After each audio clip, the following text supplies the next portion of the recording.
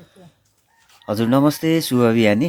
अब हामीले कहिले चाहिँ मकै मोही होइन, कहिले चाहिँ अब यो कोदोको रोटी। अब यो सिजन हो जाडोमा, कस्तो सिजन हो, सिजन अब जाडोमा यो कोदोको रोटी च्याट्ट अनि यसरी घिउ राखेर चटनी, टमाटरको गोलभेडाको चटनी, अनि तरकारी गेडागुडीको, अनि यो कोदोको रोटी माथि टक्क डल्ला घिउ राखेर च्याट्ट खाँदाको या मजा नै अर्को हुन्छ। यो अब सिजन हो होइन, जाडोमा कोदोको रोटी।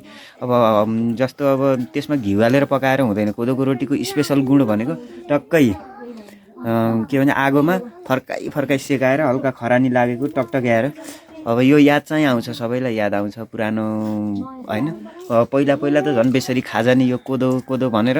अब चाडपर्व आउन के अरे खाना भात खानको लागि चाडपर्व आउन पर्थ्यो अरे। अहिले अब कोदो भनेपछि त्यतिखेर भित्र लुक्थ्यो अरे कि पाहुना आउँदा पनि कोदोको खाएको भन्छन् भनेर भित्र लुक्थ्यो अरे। अहिले कोदो यति चिज भइसक्यो नि। ल नि हामीले चाहिँ मजाले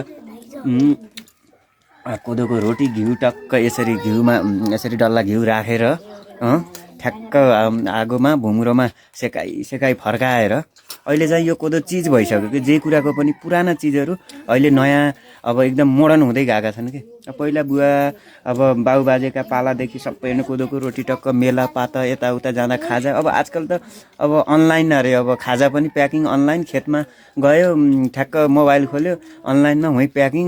स्कुटी जाने भए स्कुटी, गाडी जाने भए गाडी खुरेर बोकेर झोलामै त्यस्तो व्यवस्था हुने बेला आइसकेको। तर यो अर्ग्यानिक चिज चाहिँ सधैँभरि अर्ग्यानिक नै हुन्छ। ल अब यता पग्लिँदै गयो, भाइले चाहिँ छिटो भ्याएर त यसले फेरि चटनी चाहिँ छिटो भ्याउन खोजेछ, तर छिटो भ्याउँदैन।